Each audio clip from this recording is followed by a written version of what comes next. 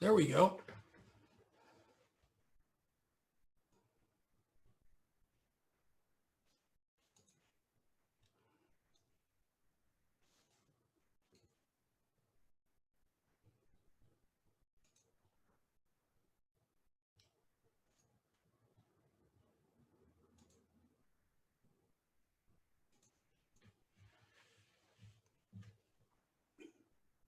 Well, I think it's close enough. Any objection for me to begin? Go for it. You can even spend an extra few minutes at this point because you got a little extra time. Awesome. Okay.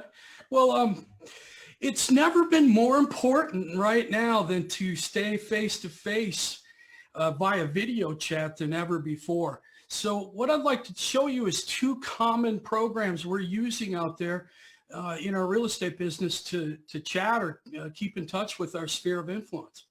The first one is Google Hangouts, and that's probably the most popular for just 1 to 3, 4, 5, or 10 other people on a conference.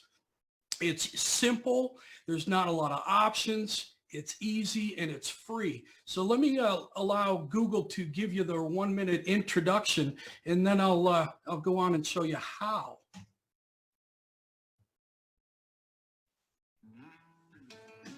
When you have an idea, you want to share it. From text chats to video meetings, Hangouts is there. Invite people directly or schedule a meeting and join straight from your calendar. Meet with who you need, when you need.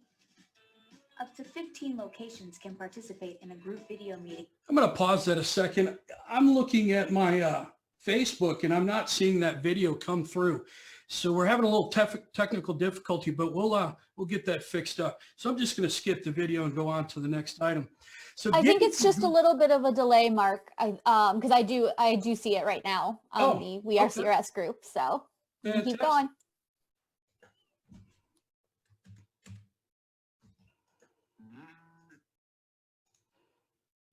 Directly or schedule a meeting and join straight from your calendar. Meet with who you need, when you need. Up to 15 locations can participate in a group video meeting at once, or you can stream to the world. Questions can be answered and decisions made faster. Collaboration is effortless. You can share the same screen so ideas and conversations keep going and growing. Connecting is easy. Meet face-to-face with people on the device they're using, down the hall, at home, in an airport, anywhere, saving you time and money on travel. Presenting is simple. Whether it's an internal impromptu discussion or a boardroom presentation with Chromebox for meetings. Share, meet, collaborate. Hangouts.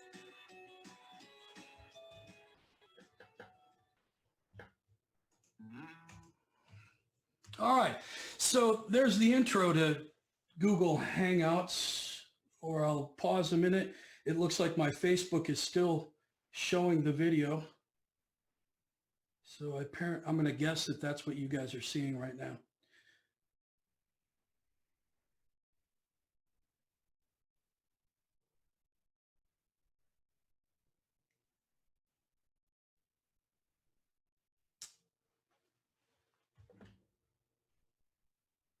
All right, so you saw the intro video. To get to Google Hangouts, it's real easy. You can go to hangouts.google.com, or if you want, Google it. It'll come up #1, I guarantee. So head on over there. One of the reasons we use Google Hangouts is it's just a browser. It can work inside your website. You don't have to download or install anything. So, you know, if you're working with somebody that's kind of non-techie, or you're calling your sphere of influence who is not very technical, then this might be a little bit easier for them. So now what you see here is what you'll see to start a video call. So I'll go ahead and just click on video call, and it gives me the opportunity to send out some invites. Now here you see you can start typing in an email address, and that works, especially if you're a Gmail user and you use a lot of the Google services. Your contacts, it's likely that they'll show up in here. And if not, I'm not a Gmail user. I'm a Microsoft Outlook and Office user. So I hit copy link, and that's how I go about this. So I hit copy link, and then I open up an email message and paste it in there. The other benefit to that is it gives me the sent item in my email message. So I can kind of keep track, or I can reference back if I ever need to in the future by just looking in my sent items.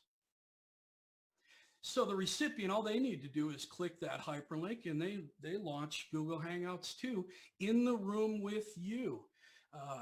Another approach to doing that is I open up a calendar item and I paste it in the location or in the address, as you can see here on the screen. And then I might send that out. Those of you that are familiar with this, you know you can hit invite attendees and things like that. So you can use the scheduling assistant. And then probably the first thing that comes up that a lot of us are having trouble with, or what I can see when I look at the audience, is lighting. Now here you can see on the screen with my blinds open. Also, this gets even worse if the window is behind you. So what you want to do is shut the blinds, and that'll improve it significantly. You see the difference there? Now, the third thing second thing I do after shutting the blinds, here's a low-tech solution to improve your appearance. And that's, I just have a desktop lamp lighting up my face behind my monitor, and that'll help considerably. Now, the real solution to this is you might get some soft white boxes from Amazon for $50 a pop, but this is good enough, I think. This gets you good enough quality. What the soft box does is kind of eliminates that kind of shadow, that harshness, and it'll improve the quality of the video too. Now here's my setup, and I'm not advocating that you go buy 3 monitor setup, but these are 3 identical monitors. If you're going to do this a lot, communicate like this with your sphere of influence, I would try to get 2 monitors going. Maybe your laptop plus an external monitor. That would be a really good solution. But it gives me the ability to put stuff on the left-hand side and what you're seeing in the middle, and then I can have my notes or my student handout on my right-hand side. Couple of things to observe here. One, you can see my lamp. Number 2, you can see my microphone. That's a Yeti Blue, and I'll point that out here in a little bit. And then you can see my webcam. The webcam is just a real cheap or reasonable webcam, and it's fairly high quality. I don't think we need to do anything more than that. So let me bounce to the webcam first. The Logitech 920S is your best bang for your buck at $75. Right now, though, everybody's out of webcams, obviously because of the current situation. So you might have to wait, but eventually Logitech will catch up, and you can go over to Amazon or Best Buy and get one. But I do recommend the 920S. Very easy to use USB camera. The mic that I'm using, not that you need to use anything more than the mic built into the Logitech 920S, but if you want to have a better sound quality, I'd recommend that you get one of the most popular mics in YouTubing, and that's the Yeti Blue. The Yeti Blue you see there for $170. Now, taking that one step further, you can see that I put my Yeti Blue on a Rode stand. And what that does is it makes this microphone float inside those little stretch cords. And now that microphone won't make a bunch of noise when you're shuffling a paper or when you touch the desktop. If it was sitting on your desk and you bang it or you start hammering away at the keyboard, then they're going to hear that, and it's quite annoying. So consider something like that Yeti Blue. Or if you're going to do a lot of video and interviewing, this is the most popular wireless type mic setup that's out there by Rode. Then another one is, this one's on fire too because of the 2 transmitters. So I like to use this where I'm wearing a lav mic plugged in here, and I've got one part plugged into my laptop computer. So then my sound can travel out my microphone and into the house speaker system, or my computer. When it plays a video, it can play out into the house music system. Pretty slick. Might be overkill for many of us, but those are options out there. All right, now just to navigate around Google Hangouts, just to see what we got. By the way, feel free to hop in if there are any questions that pop up on Facebook. Down here at the top right, you see the settings wheel. So I'm going to click that settings wheel so you can kind of see what's behind that. And sometimes you're having difficulty or trouble. They can't hear you. You can't hear them.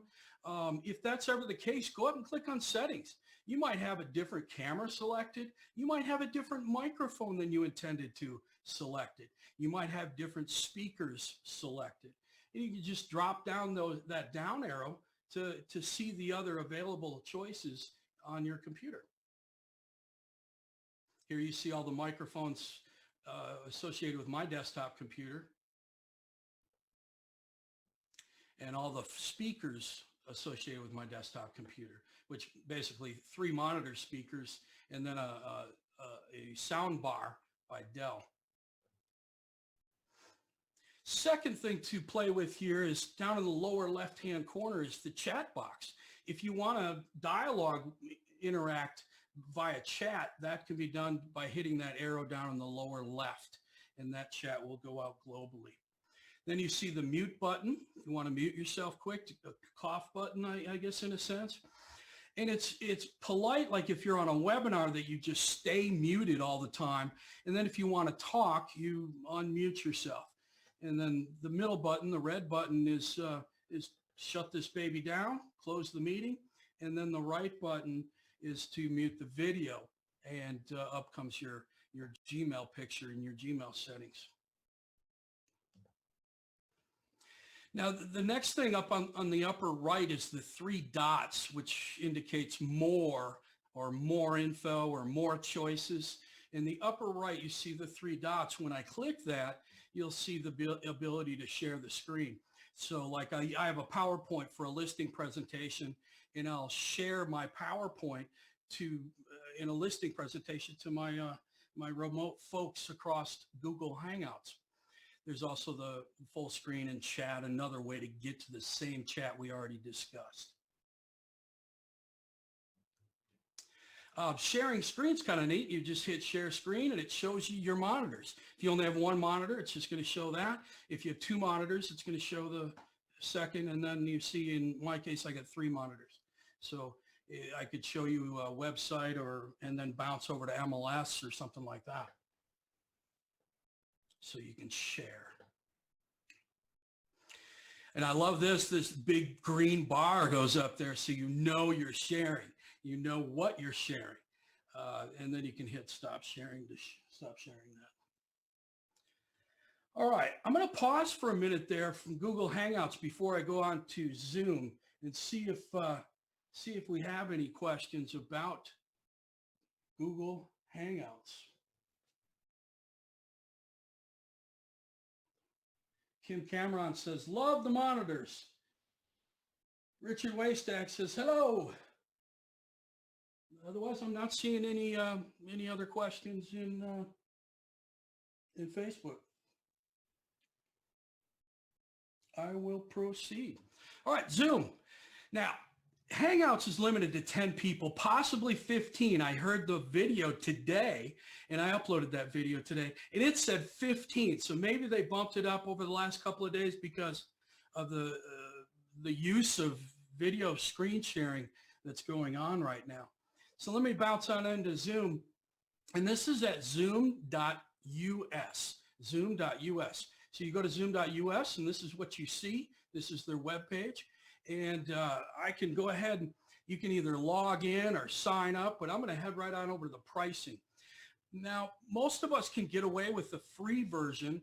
The free version allows you to give a webinar one-on-one, unlimited, 1-on-3, and now you're going to get limited to 40 minutes. So if I do 3 or more, it's going to shut the webinar without warning. It's going to shut the webinar down after 40 minutes. So keep that in mind.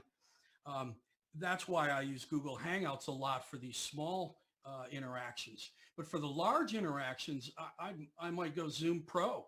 And Zoom Pro gives me the ability to do what you're seeing right now. We're using Zoom to make this presentation. I can sign up for free in the upper right-hand corner or sign in if I already have an account. Once you're inside, you can start adding your details about you.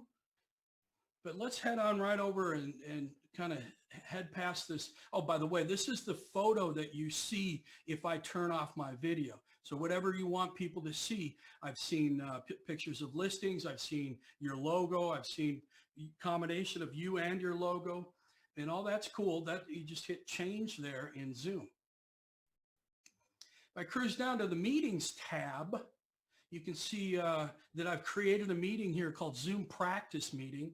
And I'm gonna actually have this open for you tomorrow at 10 a.m. tomorrow. You guys can hop on, and if you got a question or two, it'll give me 40 minutes of airtime. So just play questions, issues. I'll be there tomorrow at 10, and I'll share this this meeting at the end of my session here today.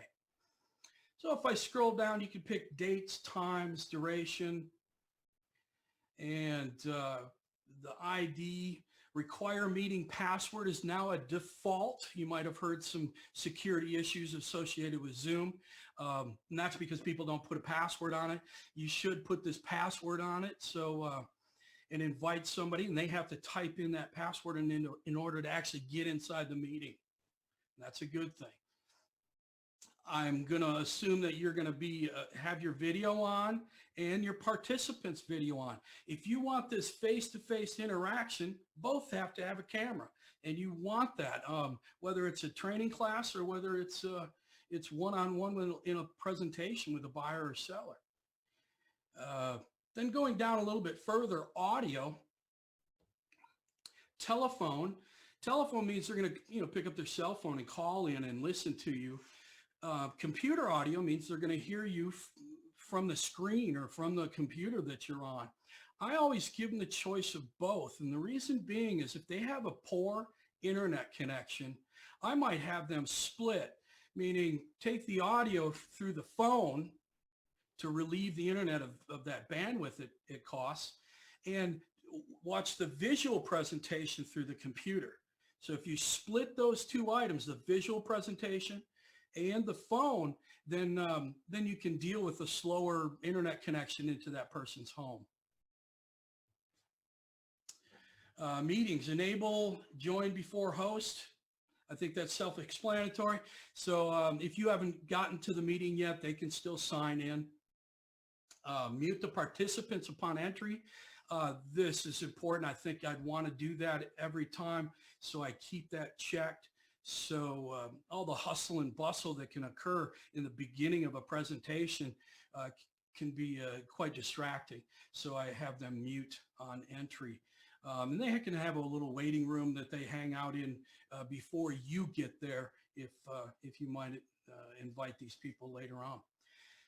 Record the meeting. You can record these meetings, and that may not be a bad idea for your review and for your records. And I'll hit save here.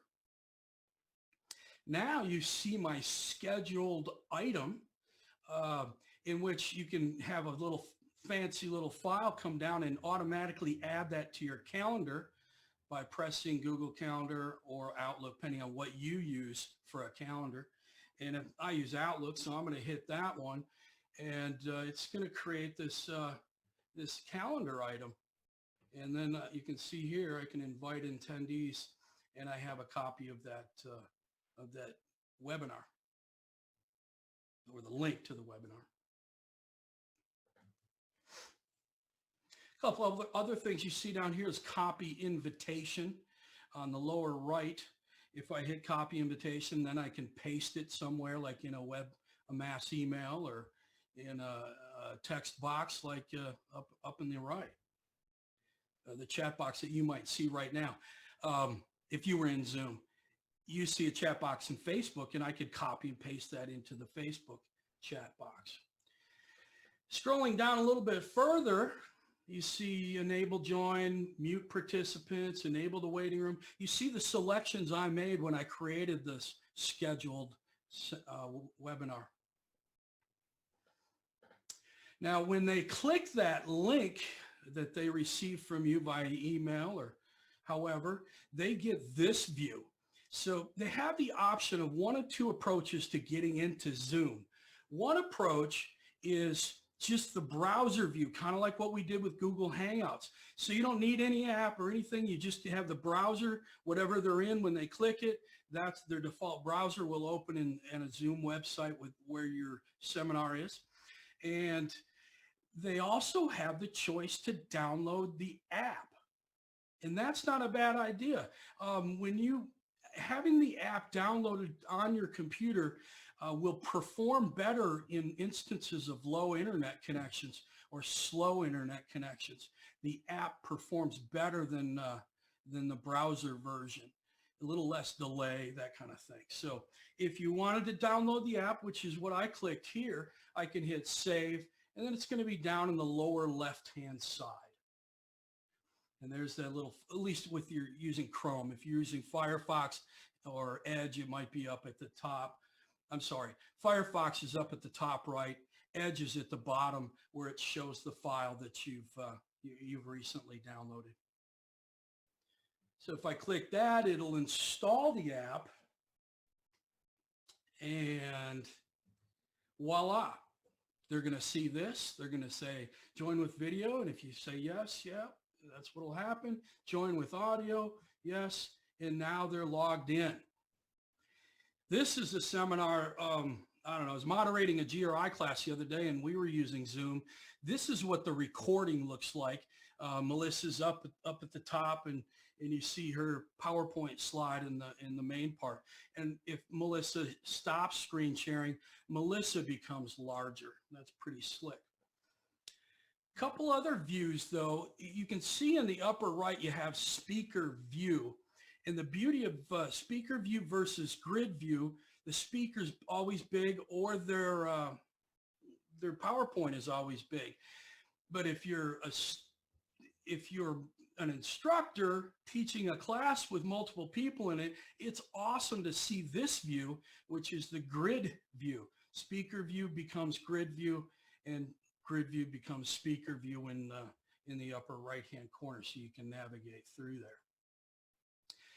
Now, how do you get this view? A lot of times, if you have this many participants, it's going to leave the videos a little, or the other folks' face a little bigger, and you're going to have to scroll through. Unless you check this box, here's how you get them all on the same screen at once. You go over to the lower left-hand side, and you can see the mute and the stop video, but there's arrows next to the mute and stop video. If you click on that, then you can go to the video settings. And also, here's a review of what you saw in Google Hangouts. You can pick from your different microphones, your different speakers, test the speaker and the microphone, switch to phone audio, having lots of audio trouble or lots of chatter and pausing going on, then you might split the audio and the video via calling in from a phone. And then over to the right, if I hit the arrow next to stop video, here's where you can see video settings. I open that up, and here's the video settings. This is the app, and inside the app, I can set a lot of different things up, but let me just show you one major tab here called video. And in this, these are some things you probably want to swap. One is enable the mirror effect. If you move to the right, it's nice that you move to the right on your screen. If you move to the left, it's nice if you move to the left. So you want to enable the mirror to give yourself a little better perspective when you see yourself. Or you'll say, man, I'm off to the left, and you'll keep moving to the left. And when you have the mirror enabled, then you're moving to the left, moving to the right, and so is the video on the screen. Touch up my appearance. I tried that. I don't know. I don't see that it does anything. Always display the participants' names on their videos, and that's probably a good thing. Here you can see a couple names, Mark Porter, Stacy, and you can also rename them once they're in, and they can rename themselves. And I could sometimes I help a student through that. So always show video preview dialogue when joining the video meeting. Yeah, I think so. Hide the non-video participants. So if you want this screen, but you don't want the people that aren't sharing their screen to show up on it, you hide the people that aren't showing their face. So hide non-video participants. Spotlight my video when I speak. And this is not coming over very well because we're bouncing onto Facebook. And normally, if I'm in this view, it will highlight like it's highlighted Stacy here, and it'll bring that forward and make it bigger and make these other folks look smaller. And that's what Spotlight My Video does. And then here's that key checkbox I was talking about. Display up to 49 participants per screen in gallery view. 49 participants in gallery. I'd flip that on, and that way you can get this cool view right here. And you can make for a really interactive session. A couple other things. As we go across the bottom row of Zoom, you see invite. I can invite more people. I can manage participants. I can share the screen. I can chat. Now, these are buttons you don't see in Facebook, but when you're in Zoom and you're the host, you see these choices. So I might share the screen. So the chat and manage participants windows both look like this, what you see on the screen here. Let me point out a few things in the chat. One, on the left-hand side is the chat window, and you can see that in the bottom left-hand side is where you type your chat in. But by default, it's going to chat to everybody. So everybody's going to see your text or your chat that you chat with. If you want, you can privately chat by dropping down the arrow next to everyone and picking one person in particular out and chat to that one person. You can also upload a file while you're here. So if you wanted to hand somebody a PDF or a JPEG or something like that, that's possible. On the right-hand side, you see the participants management window. So you can see all the people logged in. You can you can mute their mic, you can mute their video. You can, as a student, you can respond to the speaker by saying yes and no, or raise hand, or put up the coffee cup, which means I'm going to step away for a minute. And then one of my favorite buttons here, especially in the middle of it when I have a lot of people on the session, is mute all. So you can immediately mute all people and then turn your mic back on and kind of regain control of the session. Okay, a couple of things to consider as you're doing this. One, Wi-Fi versus wired. Wired gives you access to 100% of the internet that's available in your home or building, typically. Let's use your home, for example. So wired gives me access to all that bandwidth, so I've got a really high quality interaction here. Now, realize if I'm connected via Wi-Fi, that might be just a partial bit of your internet connection, and it may affect your performance. So if you're going to do this a lot, see if you can't get a wired connection to your computer to do this. Another problem, today, families at home, everybody's in 4 different rooms watching 4 different Netflix, and they're using all the bandwidth. So the performance of the person on the other side could suffer if everybody's surfing the internet or if everybody's watching Netflix. So keep that in mind. Here's an easy way to evaluate their internet connection speed, or your own for that matter. Just go to fast.com and it immediately does a bandwidth search and tells you how much bandwidth you have. Now, most of you are going to have a bandwidth somewhere over 1 megabit all the way up to maybe 500 megabits. So that's what I pay for from my cable company. So when I do this fast.com, it tells me I have about 500 megabits. Now, some people have a really slow internet connection, and it's going to start with kilobits, K with a K, kilobits. If you got K, I don't know that you're on an internet connection that's fast enough to video chat. So keep that in mind. Starts with a K, not fast enough. Sometimes they must reboot and try again. So they're having problems. They can't seem to get in. I don't know. You're chattering. You're pausing or freezing. They can't hear your audio. Sometimes I just ask them to reboot and click the link again. And boy, if they had 20 programs running in the background, that reboot would eliminate all those programs from being consuming resources on that computer. So that's why the reboot. Sometimes the computer's muted. They say they can't hear, and it's not Zoom that's muted, but their PC or their Mac, their computer is muted. So ask them to mute their computer, unmute it, back and forth until they hear something. That's 75% of the mute or sound issues I've experienced out there. As a moderator or as a leader in a seminar, I'll mute everybody sometimes, and there's a quick key for that. On a PC, you just Alt-M mutes all. You saw me do that on the participant screen, but you can also do it if you just memorize the keystroke.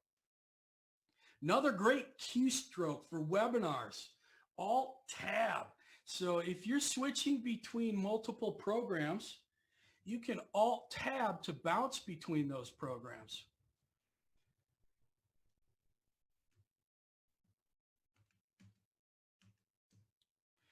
And that's a smooth way to do it without actually closing your PowerPoint or closing your Internet Web Explorer.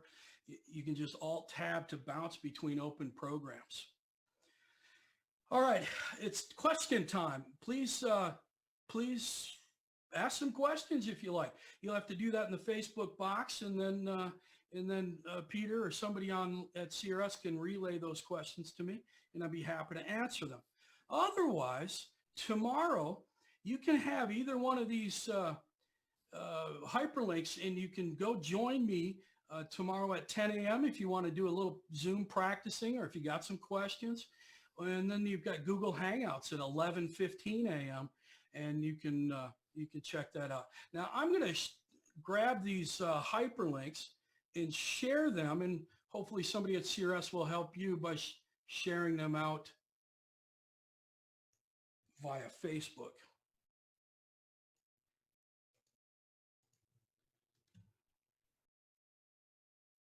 Okay, so those hyperlinks are out there. And then one other hyperlink I want to hand you is the handout for this session you've just experienced.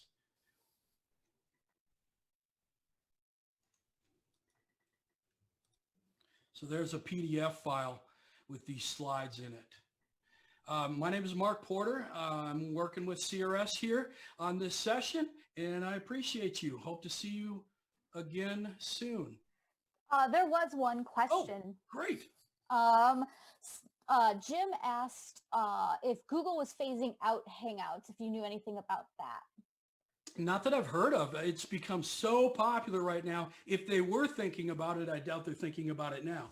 What they do have is an upgrade to Hangouts in the Google services package, kind of like you buying Office, but you buy Google's version of Office, and you can upgrade to have more than 10 people and have it integrated more into your Gmail account.